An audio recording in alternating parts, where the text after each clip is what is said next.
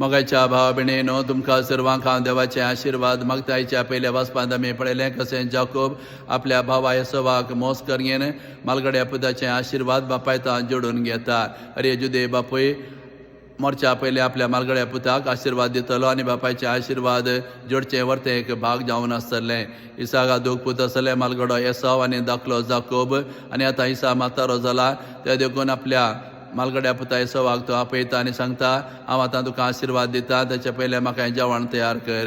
आनी अशें येसव जेवण तयार करच्या म्हणून शिकारे गेल्या वेळार रेबेका आपल्या धाकल्या पुता जाकोबाक येसवा बरी न्हेसयता, बरें जेवण तयार करता आनी जाकोब व्हरून घेवन हें जेवण आपल्या बापा इसाका दिता आनी हांव तुजो मालगडो पूत म्हूण सांगून घेवन ताचें आशिर्वाद जोडता. तर ह्या घडींत आमी पळयता हांव जाकोबान आपल्या भावाक मोस करयेन आशिर्वाद जोडले एक अन्याय म्हण आमकां दिसता. पूण ह्या घडींत देव आमकां हे सदउगडाप हें करता की देवाचें विंचवण विचित्र जावन आसा, विशेश जावन आसा. आमी मालगडो म्हणून सगळें आमकां हक्कान मेळटा म्हण आमी देवा मुखार सांगूंक जायना. आमी मालगडो जावं दी, धाकलो जावं दी, मदलो जावं दी, आमी देवा विधेय जाल्यार, देवाची खुशी केल्या, देवा मुखार खालतो जाल्यार देव आमकां विंचता आनी ताच्या योजनांत तो आमकां भागीदार करता. ताचें सोडवणेचें काम आमच्या मुखान तो मंदरसून व्हरता.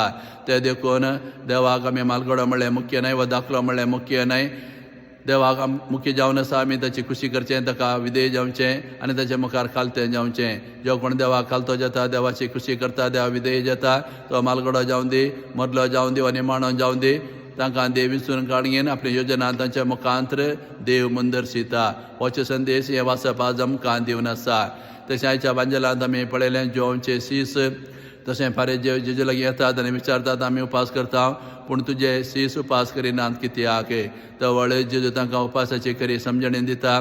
नवो वायन नव्या चिलांनी भरूंक जाय, त्या वेळा वायन तशें चिलां बरीं उरतात. ह्या उतरां मार्फत जेजू तांकां सांगता की हांव आयला तुमकां बरी शिकवण दिवच्याक. त्या देखून म्हजी बरी शिकवण घेवच्या, तुमचे मनाय तुमी नितळ करूं जाय म्हणून तांकां तो सांगता. वय पुरे पारे जेव तशें हर एक देव उपास करतले. उपास करचो धार्मीक कायदो जावन आसलो.